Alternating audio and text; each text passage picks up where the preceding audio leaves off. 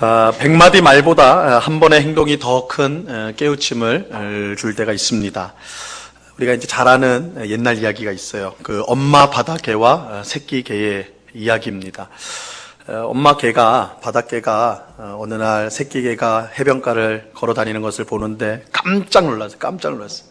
아니, 내 새끼는 좀 그런데 하여튼 내 새끼가 걸어가는데 앞으로 걸어가지 않고 옆으로 걸어가는 거예요. 너무 놀랐어요. 아니, 제가 왜 저러나, 왜 저렇게 삐딱해졌나, 왜 그 앞으로 안 걷고 옆으로 걷나, 그래가지고, 야, 와봐. 너 왜 앞으로 안 걷고 옆으로 걷는 거야? 너 무슨 문제 있어? 야, 똑바로 걸어봐.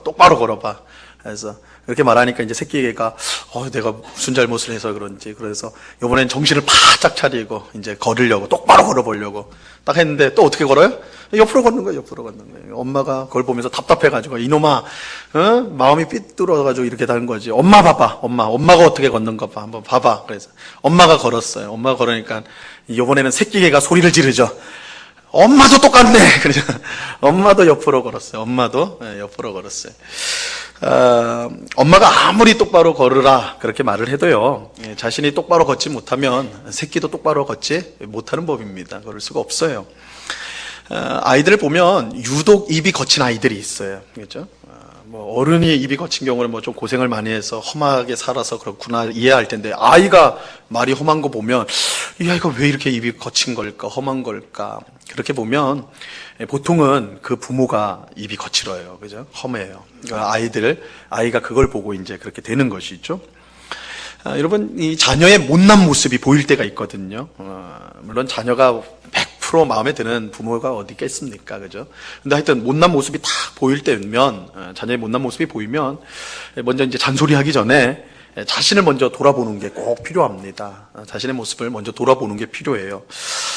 자녀의 못난 모습이 혹 내 모습 속에서 나온 것이 아닌가, 나한테 그런 모습이 있는 건 아닌가 살펴볼 필요가 있습니다. 물론 자녀의 잘못이 모두 부모 탓이라고 말할 수는 없겠지만, 그럼에도 불구하고 상당 부분은 관련이 있습니다. 관련이 있어요.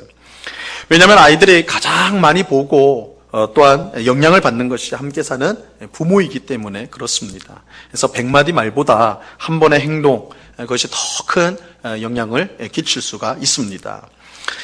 그런데 예수님보다 이 사실을 더 잘 아는 분도 없어요. 예수님께서 제자들에게 서로 겸손하게 섬겨라, 이거를 가르쳐 주셨습니다. 그런데 100번의 말로 설명하지 않고요, 한 번의 행동으로 보여주셨어요. 예수님이 십자가에 달리기 전날 밤에 제자들과 함께 유월절 식사를 하셨습니다. 근데 이제 식사를 딱 마치고 나서 예수님이 아주 충격적인 행동을 하게 됩니다. 제자들의 발을 손수 닦아주신 거예요. 예수님이 닦아주신 거예요.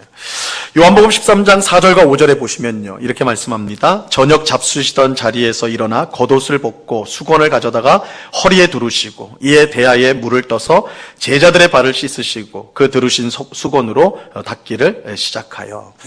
예수님이 제자들의 발을 씻긴 것은 굉장히 충격적인 일입니다.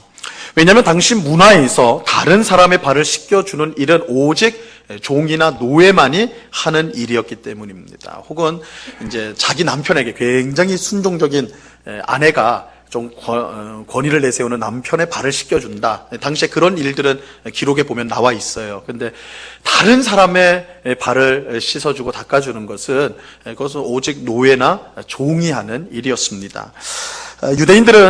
당시 유대인들은 우리식으로 하면 이 샌들 같은 걸 신고 다녔어요. 샌들을 신고 다녔는데, 이 유대 땅은 굉장히 건조한 땅 아닙니까? 그러니까 조금만 걸어도 아무리 길을 깨끗하게 닦고 그렇게 정리를 했다 하더라도 먼지가 풀풀 날거든요. 그냥 발이 쉽게 이제 더러워집니다. 그래서 남의 집에 가게 되면 그 집에 하인이나 노예가 나와가지고는 그 더러운 발을 먼저 씻게 돼 있어요. 씻은 다음에 그제서야 이제 그 집 안으로 들어갑니다. 그게 당시 관례였어요.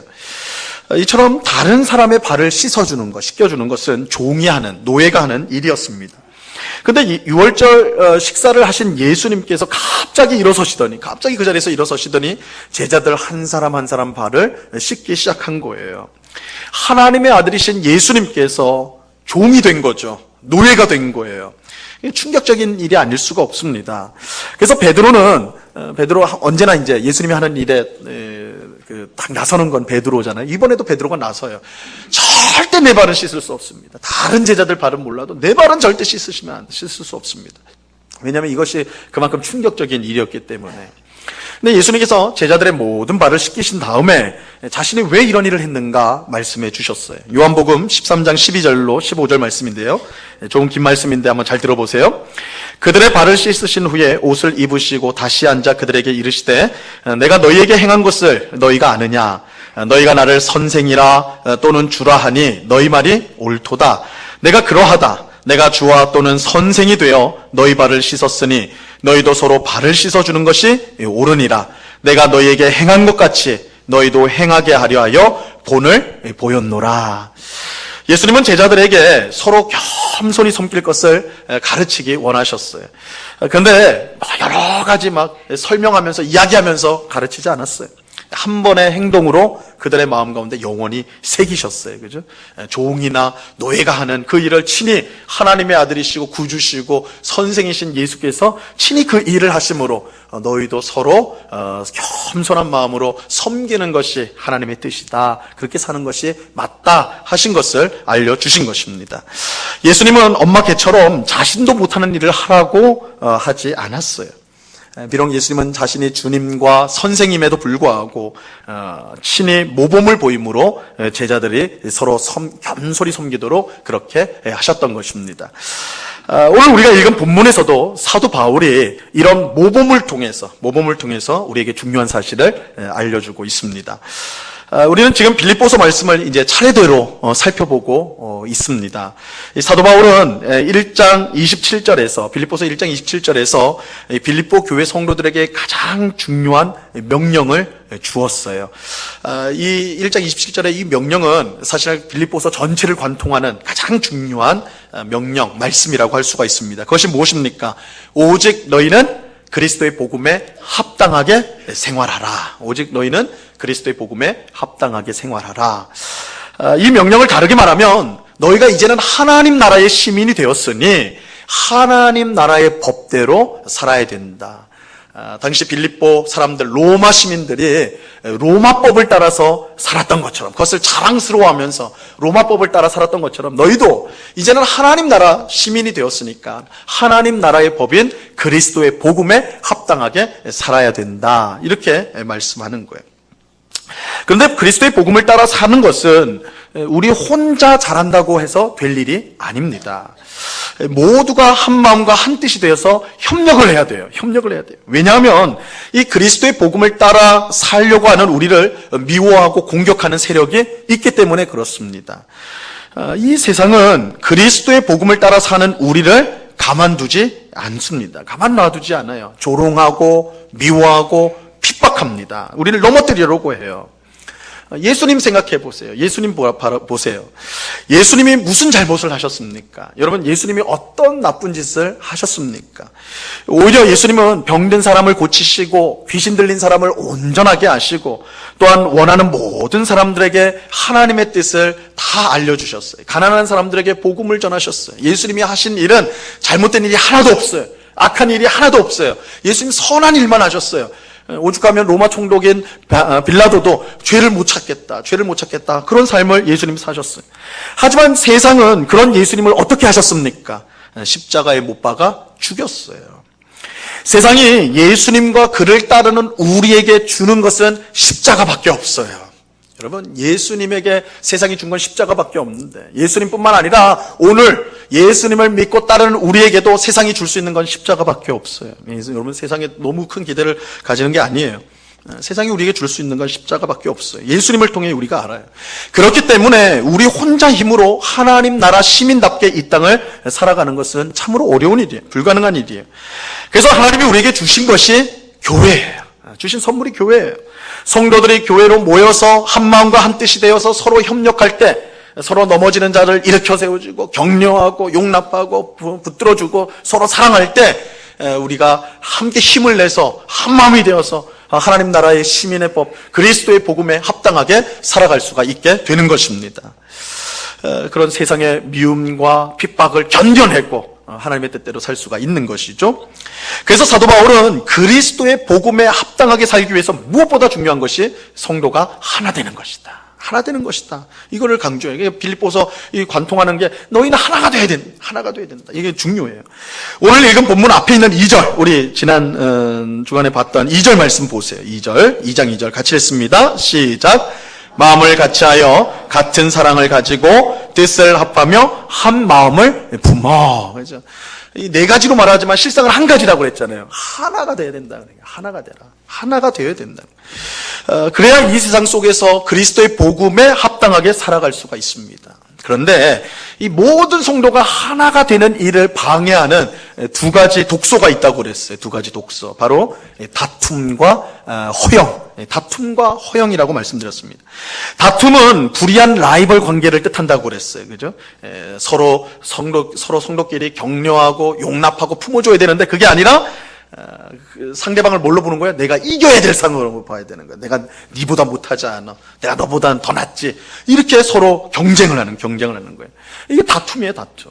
여러분, 교회 안에 이러한 다툼이 있으면요, 절대 하나가 될 수가 없어요. 서로 물어뜯기에 바빠가지고 결국은 서로 망해요. 허영도 교회를 망하게 하는 거예요. 허영. 이 허영이란 건 말 그대로 비어있는 영광이라는 거예요. 알맹이가 없는 껍데기 영광을 허영이라고 불러요. 자기 이름과 명예만 중요하게 생각하는 사람. 자기 이름과 명예를 중요하게 생각하는 사람들이 교회에 많이 모여 있으면요, 교회는 하나가 될 수 없어요. 왜냐하면 서로를 바라볼 때에 사랑의 대상이 아니라 어떤 대상이야? 이용의 대상이야. 내가 저 사람을 통해 뭘 얻을 수 있을까? 내가 저 사람을 통해서 뭐가 좀 돼야 될 텐데. 이렇게 보기 때문에 하나가 될 수가 없는 것입니다. 그래서 교회가 하나가 되기 위해서는 이런 다툼과 허영을 피해야 돼요. 자, 이제 사도 바울은 우리가 그리스도의 복음에 합당하게 살기 위해서 하나가 되어야 되는데, 우리가 하나가 되기 위해서 반드시 가지고 있어야 될 것을 우리에게 이제 알려주고 있습니다. 그것은 바로 그리스도 예수의 마음이다. 그리스도 예수의 마음이라고 하고 있습니다. 오늘 본문 5절 말씀을 보시기 바랍니다. 5절 우리 같이 한번 읽어봅니다. 시작. 너희 안에 이 마음을 품으라. 곧 그리스도 예수의 마음이니. 근데 사도 바울이요, 이 중요한 우리가 하나가 되는 결정적인 열쇠인 그리스도 예수의 마음, 이걸 우리가 다 품어야 되는데 이걸 가지고 뭐 여러 가지로 이런저런 설명하는 게 아니에요. 사도 바울은 딱 제시를 해주는 거예요. 여기를 봐라. 이게 그리스도 예수의 마음이다. 예수님을 성도들 앞에 제시해주고 있습니다. 오늘 우리가 읽은 이 빌립보서 2장 6절로 11절까지 말씀은요, 이 찬송시예요. 그리스도의 찬송시인데 이 초대 교회 성도들이 불렀던 찬송시입니다. 그러니까 오늘 우리식으로 하면 찬송가 가사예요. 찬송가 가사. 여러분들 초대교회 성도들이 어떤 찬송을 불렀을까요? 그들이 우리처럼 똑같이 예배를 드렸을 텐데, 그죠? 우리도 예배 중에 찬송을 부르지 않습니까? 우리 성경 뒤에 있는 찬송 혹은 뭐 따로 찬송가를 들고 다니시는 분들 있을 텐데, 그 찬송가를 보면서 찬양을 하는데 초대교회 성도들은 어떤 찬송을 불렀을까? 오늘 본문에 나온 이 찬송을 불렀어요. 이게 이제 초대교회 성도들이 불렀던 이 찬송의 내용이에요. 사도 바울은 초대교회 성도들이 불렀던 이 찬송시를 통해, 찬송가 가사를 통해 모든 성도를 하나 되게 하는 그리스도 예수의 마음이 무엇인지를 지금 보여주고자 하는 것입니다. 사실 이 찬송시를 누가 썼느냐, 그것은 알 수는 없어요. 누가 썼는지 밝혔으면 좋을 텐데 밝히지 않고 있기 때문에 누가 썼는지 몰라요. 많은 학자들이 추측하기를 이거 사도 바울이 썼을 것이다. 그러니까 이 빌립보서를 쓰면서 쓴 것보다는 이미 이전에 만든 찬송 가사라는 거예요. 그걸 지금 이제 빌립보서에도 집어넣었다는 것인데, 이 사도 바울이 썼을 거라고 생각하는 이유는 이 찬송시에 나오는 예수님에 관한 내용이 평소 사도 바울이 예수님에 대해서 설명하는 내용과 굉장히 일치하기 때문에, 그 어휘나 말이 굉장히 일치하기 때문에 아마 사도 바울이 작시한 게 아닐까. 그러나 뭐 분명히 알 수는 없죠. 하지만 지금은 이 찬송시를 누가 썼느냐, 그건 중요한 문제가 아니에요. 이 찬송시를 통해 그리스도 예수의 마음이 무엇인지를 알고 그 마음을 우리가 품어서 하나가 되는 것, 이것이 이제 중요한 것입니다. 자, 오늘 본문 6절을 보시기 바랍니다. 오늘 본문 6절 우리 같이 한번 읽어봅니다. 시작. 그는 근본 하나님의 본체시나 하나님과 동등됨을 취할 것으로 여기지 아니하시고, 예수님이 하나님의 본체셨다라고 말씀하고 있어요. 여기서 이 하나님의 본체, 이 본체라는 말은 하나님과 본질적으로 똑같은 존재라는 거예요. 그러니까 쉽게 말하면 예수님은 누구예요? 하나님이에요. 예수님은 하나님이시다. 하지만 예수님은 하나님과 동등됨을 취할 것으로 여기지 아니하셨다. 이렇게 말하고 있어요. 다시 말하면 예수님은 분명 하나님인데, 그분은 하나님인데 하나님으로 계속 계시지 않았다라는 거예요. 하나님으로 계속 계실 수 있는 분인데 그 본질이 하나님이니까. 그런데 그렇게 하지 않았다라는 거예요. 그러면 하나님이신 예수님이 무엇이 되셨습니까? 7절을 보세요. 7절 같이 읽습니다. 시작. 오히려 자기를 비워 종의 형체를 가지사 사람들과 같이 되셨고, 하나님이신 예수님께서 자기를 비워서 종의 형체를 가지셨다 말씀합니다.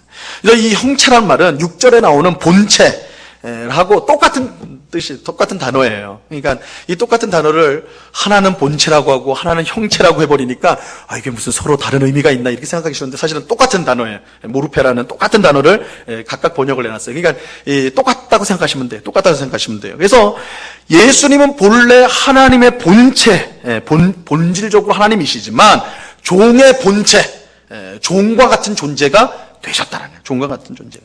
이 종의 본체가 되었다는 것은 우리와 같은 사람이 되었다는 거예요. 우리와 같은 사람이 되었다. 물론 그렇다고 예수님이 우리와 다 똑같다고 그래가지고 우리가 죄인인 것처럼 예수님도 죄인이냐? 그건 아니에요. 그건 차이가 있습니다. 히브리서 4장 15절 하반절에 보면 예수님이 모든 일에 우리와 똑같이 시험을 받으신 이로되 죄는 없다. 이렇게 말씀하세요. 죄는 없으시니라. 죄는 없으신 분이에요. 죄가 없는 것을 빼고 예수님은요, 우리와 똑같은 사람이 되셨어요. 연약한 육체를 가지시고 시간과 공간의 제한을 받으시고 슬픔과 고통과 괴로움을 예수님이 똑같이 경험하셨습니다. 사실 이건 우리에겐 너무나 당연한 거죠. 그죠? 우리가 세월을 느끼고 또 공간을 마음대로 갈 수 없는 거, 이 제한을 받고 슬픈 일이 있을 때 울고 고통하고 힘들어서 눈물 흘리고 이건 우리에게는 너무나 자연스러운 거예요. 하지만 하나님의 본체를 가지신 예수님에게는 이 일은 상상할 수 없는 거라고요. 온 세상을 창조하시고 시간과 공간을 만드신 예수님이 연약한 육체를 가지고 시간과 공간의 제한을 받는 것, 그거 상상할 수 없는 일이라고요. 자신의 뜻대로 무엇이든지 할 수 있는 전지전능하신 분이요, 슬픔을 당하여서 눈물을 흘린다. 예수님은 성경에 보니까 눈물을 흘릴 때가 있다고 슬퍼가지고 그거 상상할 수 있냐고요. 이게 가능한 일이냐고요. 예수님이 종이 되었다는 것은 바로 이런 일이 실제로 일어났다는 거예요. 실제로 일어났다. 지극히 높으신 하나님께서 지극히 낮은 우리와 같이 되셨습니다. 근데 예수님의 이러한 낮아지심은 여기에서 끝나지 않았어요. 더 내려갑니다. 8절을 보세요. 오늘 본문 8절 같이 읽습니다. 시작. 사람의 모양으로 나타나사 자기를 낮추시고 죽기까지 복종하셨으니 곧 십자가에 죽으심이라. 여러분, 하나님이 우리처럼 죽는다는 것, 하나님이 우리 인간처럼 죽는다는 것, 여러분 상상해 보셨습니까? 영원한 생명을 갖고 계신 하나님께서 어떻게 우리처럼 죽을 수 있을까요? 사실 하나님은 죽을 수 없어요. 죽는다면 그건 하나님이 아니에요. 그죠? 죽는다고 그게 어떻게 하나님이 될 수 있겠냐고요. 하지만 예수님은 하나님의 본체를 갖고 있으면서도 죽으셨습니다. 이 일이 어떻게 가능한 거예요?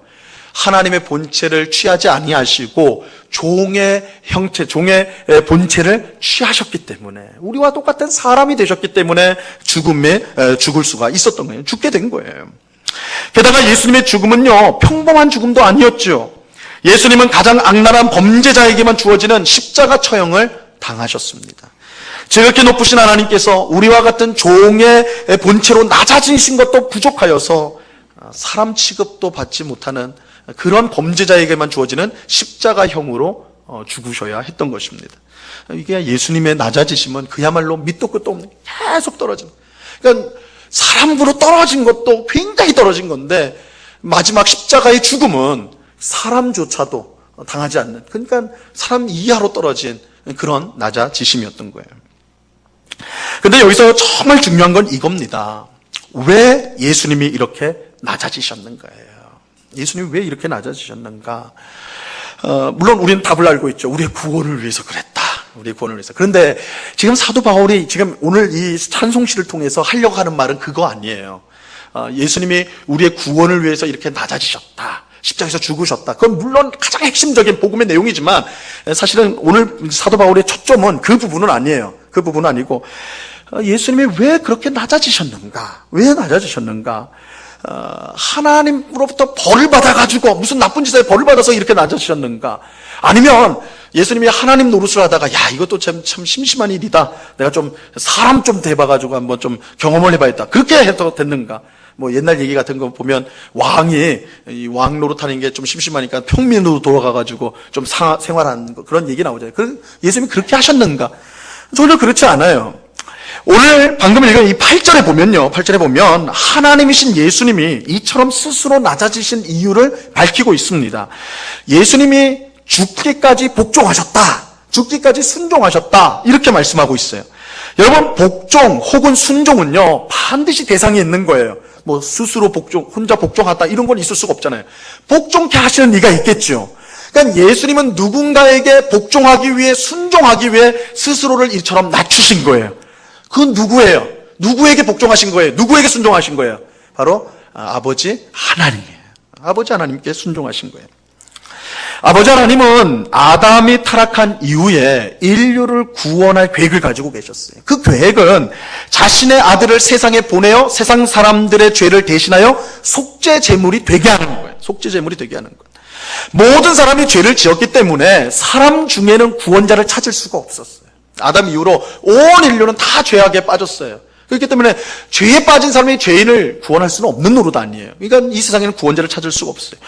혹 죄가 없는 사람이 있다 할지라도, 없지만 가정을 해서 있다 할지라도 그 사람이요 모든 사람의 죄를 대신 감당할 수 있는 것은 아니에요. 그죠? 혹 자신의 죄가 없어서 자신은 의롭게 될지 몰라도 다른 사람을 의롭게 할 수 있는 능력이 사람에게 있느냐? 없단 말이에요. 없단 말이에요. 그러니까 이런 사람이 이 세상에 없어요. 하나님은 이 세상을 구원하고자 하셨는데 이 세상에 구원자가 없는 거예요.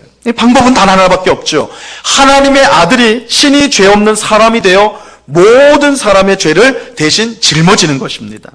하나님의 아들은 죄가 없는 사람이 될 수가 있죠. 그죠? 하나님의 아들인 예수님은 죄가 없으니까 죄 없는 사람이 되실 수가 있어요. 또한 자식뿐만 아니라 모든 사람의 인류의 죄를 대신 짊어질 수 있는 능력이 있어요. 그분은 하나님이시니까. 하나님이 세우신 이 구원 계획의 성공 여부는요, 전적으로 그의 아들 예수님에게 달려있는 거예요. 성부 하나님께서, 아버지 하나님께서 계획을 세웠는데 그 계획을 성취할 수 있는 것은 그 아들 예수님밖에 없는 거예요. 하지만 예수님이 이 하나님의 구원 계획대로 순종하는 것은요, 결코 쉬운 일이 아닙니다. 결코 쉬운 일이 아니었어요. 하나님의 본체를 가진 분이 종의 본체를 가진다는 것은 말이 안 되는 거예요. 여러분, 조선시대 같은데 역사를 보면 왕족이, 왕이나 왕의 친척들이 굉장히 권세를 누리지 않습니까? 근데 어떤 잘못을 하면요, 그 벌 중에 하나가 뭐 정말 극악한 그러면 사역을 먹겠지만 그 정도가 아니라면 어떻게 돼요? 신분을 박탈당해요. 신분을. 그죠? 그래서 왕족이었다가 신하가 아니라 평민으로, 천민으로 이렇게 박탈당하는 그런 벌을 받는다고요. 그러면 그건 죽는 것보다 못한 삶이 되는 거예요. 너무 수치스러운 거예요. 자기가 왕족이었는데 지금 평민이 되어가지고 이렇게 살아야 된다. 굉장히 평생 수치감 가운데 살아가게 되는 거라고요. 하지만 이것은요, 하나님이 사람이 되신 것에 비하면 그야말로 아무것도 아니죠. 모든 영광과 권세를 가지고 계신 전지전능하신 하나님이 울 수밖에 없는, 우는 것밖에는 할 수 없는 어린아이기로 이 세상에 오셨다. 사실 이건 말도 안 되는 거죠. 말도 안 되는 거죠. 제가 이제 제가 부목사 때 청년들을 지도할 때에 우리 청년들 한 10대 명, 한 20명 가까이를 데리고 이 네팔이라는 나라에 선교여행을 간 적이 있어요. 네팔은 인도 위에 있는 나라입니다. 굉장히 열악한 나라예요. 힘든 나라인데, 수도인 카트만두에 이제 도착을 해가지고, 이제 그 다음 날에 이제 우리가 일할 마을로 가는 거예요. 이제 수도에서 한 20km 떨어진 마을입니다. 20km 정도. 그러면 20km 정도 떨어져 있으면 뭐 서울에서 수원 정도도 안 되는 거리죠. 그러면 차 타면 우리 같으면 한 50분이면 충분히 갈 수 있는 가까운 거리예요. 가까운 거리. 그러니까 카트만두에서 20km 떨어진 거기를 가는데 몇 시간 걸린 줄 아세요? 우리 청년들하고 가는데 차 타고 갔어요. 걸어가지 않고 차 타고 갔는데 얼마 걸린 줄 아세요? 12시간 걸렸어요. 12시간. 오전 8시에 딱 출발했는데 밤 8시 깜깜해질 때 도착을 했습니다. 길이 워낙 안 좋아요. 막 산으로 막 가니까 길이 꼬불꼬불해가지고 산이 너무 길도 안 좋고, 그나마 저희가 갔을 때 비가 엄청 내렸어요. 비가 엄청 와가지고 그나마 있던 길조차, 나쁜 길조차도 끊어져 버린 거예요. 그래서 6시간은 차를 타고 가고 6시간은 걸어서 갔어요. 걸어서 가가지고 마을에 깜깜한 밤에 도착을 했어요. 도착했는데 그 마을이 얼마나 열악한지 몰라요. 마을 전체에 화장실이 두 개. 남자 하나, 여자 하나, 딱 두 개가 있어요. 상수 시설은 아예 없어요. 없고, 그럼 물을 어떻게 씻습니까? 앞에 냇가가 있고, 또 어떻게 씻냐면 파이프 하나를 박아놨어요. 파이프 하나를 박아서 산에서 내려오는 물이 파이프를 타고 내려오는 거예요. 그걸로 이제 씻는 거예요. 전기시설은 있어요. 전기시설은 있는데 굉장히 열악해가지고 우리가 이제 간 첫날은 불이 딱 들어오더라고요. 막 깜빡깜빡거려요. 근데 갑자기 싹 나가버렸어요. 선교사님이 걱정하지 말라고. 여기는 원래 전기가 왔다 갔다 하니까 걱정하지 말라고. 꼭 들어올 수도 있다고. 근데 우리 5일 동안 있었는데 안 들어왔어요. 안 들어왔어. 그러니까 촛불 켜고, 밤에는 하여튼 촛불 켜고 그렇게 지냈어요. 식사는 우리 네팔 현지인 그 마을 주민들 집에 가가지고 좀 돈을 주고 부탁을 해가지고 그 집에 식사를 같이 먹었는데 얼마나 단촐한지 몰라요. 접시 하나면 돼요. 딴 거 필요도 없어요. 접시 하나에. 거기다가 카레 같은, 우리식으로 하면 카레 같은 걸로 먹는 거예요. 카레 같은 걸 먹는 거예요. 다행히 이제 선교사님이 김치를 조금 가져오셔가지고 그나마 청년들이 먹을 수가 있었죠. 여러분, 같이 간 청년들이요, 첫날부터 충격을 받아가지고, 다 그냥, 이게 뭔가, 이렇게 돼버린 거예요. 저는 인솔자였기 때문에 저도 충격을 받았지만 저는 당연한 듯이, 뭐 이런 것도 안 해봤냐, 이런 식으로 얼굴 표정을 했지만. 그러니까 이 청년들이 서울에서만 자란 청년들이거든요. 그러니까 이거 경험해 본 적이 없는 일들이에요. 이 사람이 이런 데서 살 수 있다는 걸 상상도 안 해본 애들이에요. 그러니까 여학생 중에 한 명은 첫날 저녁에 이제 나눔을 서로 얘기를 하는데 그때부터 펑펑 울기 시작하면서 목사님 저 집에 데려다 달라고. 오늘 데려다 달라고. 걸어서 나가요. 12시간 나가야 되는데. 오늘 데려다 달라고. 그냥 울기 시작하는 거예요. 그러니까 다 난감해요. 여러분, 우리가 지금 살고 있는 지금 형편에서 조금만 불편해도, 조금만 좋지 못해도요, 힘든 거예요. 사는 게 힘든 거예요. 하지만 하나님이신 예수님이요, 우리와 같은 사람이 된 것에 비하면요, 여러분, 우리가 불편한 게 그거 아무것도 아닌 거예요. 아무것도 아닌 거라고요. 여러분, 하나님의 아들이신 예수님이 우리와 같은 사람이 되어서 심지어 십자가에 죽기까지 했다라는 것은 그 어떤 말을 가지고 와서 설명한다 해도 이 설명이 불가능한 거예요. 그토록 고통스러운 거라고요. 하지만 그럼에도 불구하고 예수님이요, 예수님이 순종하셨어요. 하나님의 구원 계획을 이루기 위해 기꺼이 하나님의 본체를 취하지 않고 종의 본체를 취하시고 십자가에서 죽기까지 순종하셨다고요. 여러분, 이게 쉬운 일입니까? 안 쉽다니까요. 여러분, 예수님이 꼭 그렇게 하셔야 됩니까? 꼭 그렇게 할 필요가 어디 있어요? 근데 예수님이 그렇게 순종하셨어요. 여러분, 사도 바울이 빌립보 교회 성도들에게 정말 하고 싶은 말, 오늘 우리 모두에게 정말 하고 싶은 말이 바로 이겁니다. 모든 성도가 하나 되기 위해서 반드시 가져야 될 그리스도 예수의 마음이란 무엇인가? 하나님의 뜻을 위해 자기의 모든 것을 기꺼이 내려놓고 포기할 줄 알아야 한다는 거예요. 여러분, 그리스도 예수의 마음이 뭐예요? 하나님의 뜻을 위해 자신의 모든 것을 기꺼이 내려놓고 포기하는 거예요. 그게 예수 그리스도의 마음이에요. 여러분, 예수님은 그야말로 모든 것을 포기하셨어요. 당연히 가지셔야 될 하나님의 본체를 포기하시고 대신 도저히 받아들일 수 없는 종의 형체, 우리의 본체를 받으셨어요. 당연히 가지고 계셔야 될 영원한 생명을 포기하시고 십자가 죽음을 받아들이셨어요. 도저히 받을 수 없는 십자가 죽음을 받으셨어요. 무엇 때문입니까? 단 하나예요. 하나님의 뜻이요. 이 모든 일이 하나님의 뜻이기 때문에 예수님은 자신의 모든 것을 포기하고 내려놓으셨어요.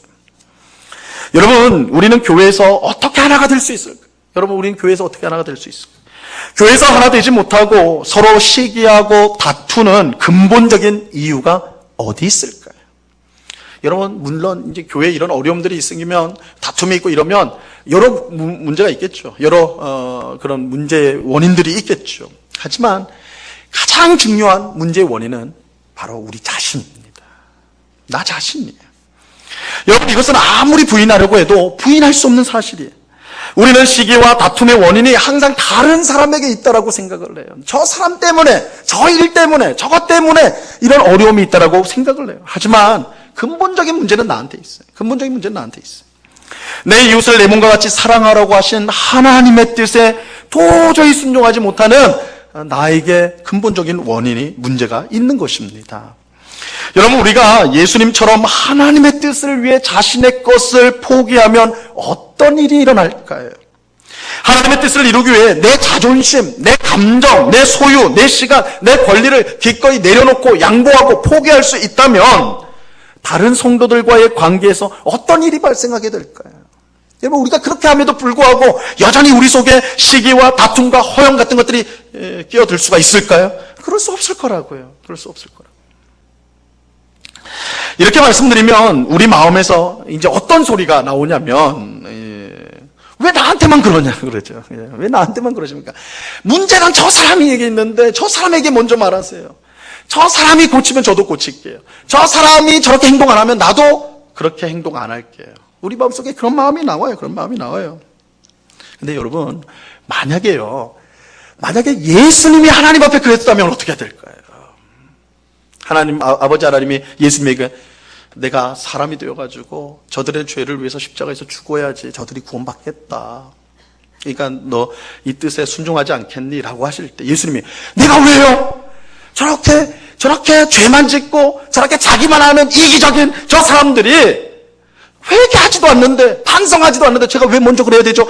사람들이 먼저 회개하고 반성하면 제가 그렇게 할게요. 하나님, 사람들이요 조금이라도 반성하고 조금이라도 돌이키면 내가 그렇게 할게요. 만약에 예수님이 그렇게 말씀하신다면요, 오늘 우리는 어떻게 됐을까요? 다 지옥에 가야 되겠죠. 아니, 죽어서만 지옥 가는 게 아니라 이 땅에서도 우리는 생지옥에서 살 수밖에 없을 거예요. 예수님 그렇게 하지 않으셨어요. 예수님 그렇게 하지 않으셨어요. 예수님은 자신의 자존심, 감정, 소유, 권리를 내세우지 않으셨어요. 예수님 기꺼이 포기하셨어요. 하나님의 형체를 마땅히 취할 수 있는 분, 하나님의 본체를 취할 수 있는 분이지만 그것을 포기하고 종의 본체를 취하셨어요. 죽음과 상관없이 영원히 사실 수 있지만 그것을 포기하고 십자가에서 죽으셨어요. 왜 그렇게 하셨는가? 하나님의 뜻이기 때문에 그랬어요. 하나님의 뜻이기 때문에. 하나님의 뜻에 자신의 모든 것을 맡기셨어요. 하나님의 뜻이기에 자신의 모든 것을 기꺼이 포기하셨던 것입니다. 여러분, 이것이 그리스도 예수의 마음이에요. 그리스도 예수의 마음이에요. 여러분, 우리가 이 마음을 가진다면 어찌 다른 성도와 하나가 될 수 없을까요? 아무리 내 마음에 밉고 나를 힘들게 하는 성도가 있다 할지라도 내가 내 자존심, 내 감정, 내 미움, 내 권리를 기꺼이 내려놓는다면 그 어떤 성도든지 우리는 품고 사랑할 수 있을 거예요. 사도 바울은 교회가 하나가 되는 유일한 길이 이처럼 하나님의 뜻 때문에 자신의 모든 것을 내려놓고 포기할 수 있는 그런 예수 그리스도의 마음을 우리 모두가 품는 것이다 라고 말하고 있는 것입니다. 여러분, 하나님과 이웃을 사랑하는 것이 하나님의 뜻입니다. 여러분, 우리가 하나님의 뜻을 이루어야 되는 건 다 알고 계시죠? 근데 하나님의 뜻은 복잡한 게 아니에요. 이 뜻을 가지고 여러분이 금식할 필요 없어요. 철야 기도할 필요도 없어요. 이건 너무 명백해요. 하나님을 사랑하고 이웃을 사랑하는 건 하나님의 가장 중요한 뜻이에요. 성경 전체가 가르쳐주고 있는 핵심 중에 핵심이에요. 하나님을 사랑하십시오. 이웃을 사랑하십시오. 그건 하나님의 뜻이에요. 하나님의 뜻이. 여러분, 이 뜻에 순종할 때 교회가 하나가 되는 거예요. 뭐 복잡한 게 아니에요. 이 뜻에 우리 모두가 순종하는 거예요. 근데 어떻게 순종할 수 있는가? 그리스도 예수의 마음을 품어야지만 순종할 수가 있어요. 그리스도 예수의 마음을 품어야지만. 예수님처럼 하나님의 뜻이라면 자신의 모든 것을 내려놓고 포기할 수 있어야 돼요. 예수님처럼 자신의 정당한 권리를 포기할 수 있어야 돼요. 예수님처럼 내가 받지 않아도 될 그 고통을 기꺼이 받을 수 있어야 돼요. 그럴 때 모든 성도와 하나가 될 수가 있어요. 여러분, 이게 교회만은 아니겠죠. 교회만은. 여러분, 가정은 어떻습니까? 왜 부부가 그렇게 싸웁니까? 상대방의 잘못이라고 생각을 하죠. 그건 내 자신에게 있다니까요. 남편은 가장 가까운 이웃 아닌가요? 아내는 가장 가까운 이웃 아닌가요? 우리의 자녀들은 가장 가까운 이웃 아닌가요? 우리 부모는 가장 가까운 이웃이 맞잖아요. 그들을 사랑하는 게 하나님의 뜻이라니까요. 근데 우리 계속 탓을 합니다. 저 사람 때문에, 저 아이 때문에, 저 부모 때문에 우리 가정이 이런 거야. 아니, 그러면 해결책이 없어요. 예수 그리스도의 마음을 품어야 돼요. 가정이 서로 사랑하는 게 하나님의 뜻이에요. 그러면 예수 그리스도의 마음을 품고 나를 내려놔야 돼. 내 자신의 것을 먼저 내려놔야 돼요. 그러면 하나가 될 수 있어요. 하나가 될 수 있어요. 이 교회도 그렇고 가정도 그렇고 우리가 있는 모든 곳에서 그래요.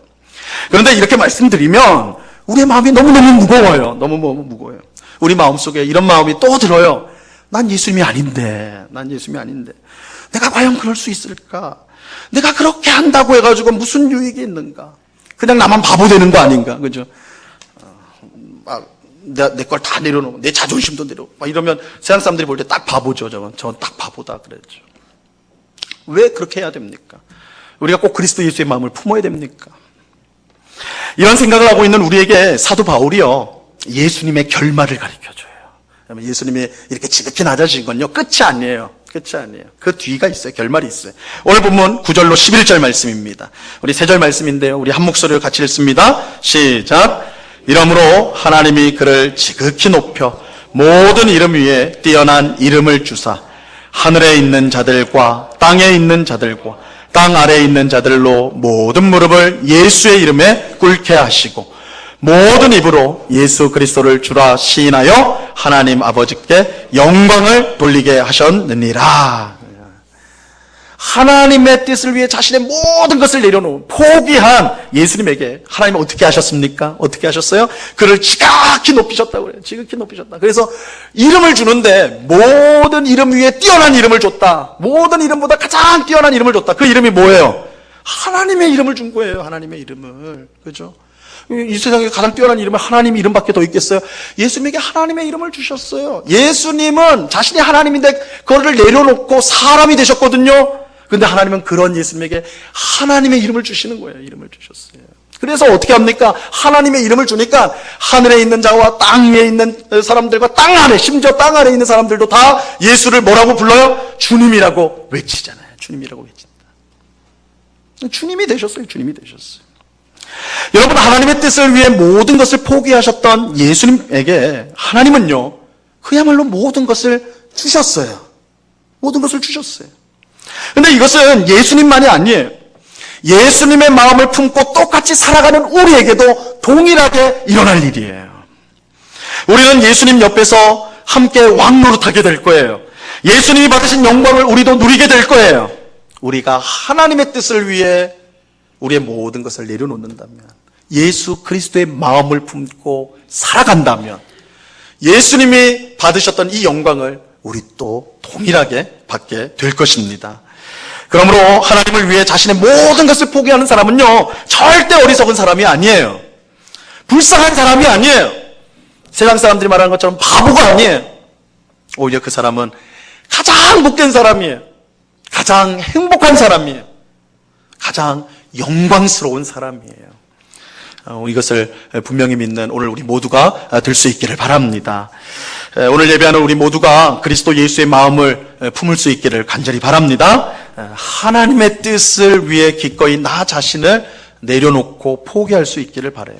그래서 모든 성도와 하나가 될 수 있기를 바랍니다. 교회에서 하나 되고, 가정에서 하나가 되고, 여러분이 있는 모든 곳에서 화목하게 하는 그 일을 감당하는, 여러분, 다른 사람의 문제를 말하면 그 문제 해결되지 않습니다. 내 문제고, 내가 내려놓기를 할 때, 그리스도 예수의 마음을 품고 나를 내려놓을 때, 하나님의 뜻을 가장 위에 놓고 나를 내려놓을 때 그 문제가 풀려지는 것입니다. 그것이 하나됨을 위해 하나 되게 하는 유일한 길이라는 것을 오늘 말씀을 통하여 하나님께서 우리에게 이야기하고 계시는 것입니다. 그런 사람에게요, 더없이 하나님이 그 사람을 더없이 높여주실 겁니다. 다 빼앗긴 것 같은데 하나님이 다 채워주십니다. 아니, 넘치게 하여 주십니다. 이 사실을 꼭 믿고 올 한 해 그리스도 예수의 마음을 품고 교회에서 하나 되고, 여러분 가정에서 하나 되고, 여러분이 있는 곳에서 하나됨을 이루어가는, 그래서 하나님이 친히 높여주시는, 채워주시는 복된 삶을 살아가는 우리 모두가 될 수 있기를 우리 주님의 이름으로 간절히 축원합니다. 기도하겠습니다. 하나님 아버지, 감사합니다. 사도 바울은 빌립보 교회 성도를 향하여 하나가 되어야 된다. 너희가 복음에 합당한 삶을 살기 위해서는 하나가 되어야 되는데, 하나가 되기 위해서는 그리스도 예수의 마음을 품어야 한다라고 말씀합니다. 그리스도 예수의 마음은 하나님의 뜻을 이루기 위해서 우리 자신을 내려놓는 것입니다. 우리의 것을 포기하는 것입니다. 그럴 때 우리가 하나가 될 수가 있습니다. 그런데 그런 우리의 모든 것을 내려놓고 포기하는 우리에게 하나님은 그런 우리를 지극히 높여서 예수님이 누리셨던 그 영광을 또한 누리게 하겠다고 말씀하여 주십니다. 주님, 우리가 이것을 믿어야 하겠습니다. 이것을 붙들어야 되겠습니다. 아버지 하나님, 그리할 때에 우리가 그리스도 예수의 마음을 품고 우리가 있는 모든 곳에서 하나됨을 추구하는 복된 성도가 될 줄로 믿습니다. 아버지 하나님, 우리가 우리의 것을 내려놓는 것이 참 쉽지 않습니다. 고통스럽습니다. 힘듭니다. 바보가 된 것 같습니다. 그러나 그 길이 예수의 길이고 그 길이 하나님이 높여주시는 길이고 그 길이 하늘의 영광을 함께 누리는 길이라는 것을 분명히 기억하고 예수님이 가신 그 길을 쫓아서 따라가는 주의 백성들이 다 될 수 있도록 은혜를 내리워 주시옵소서. 감사하오며 예수 그리스도 이름으로 기도드리옵나이다. 아멘.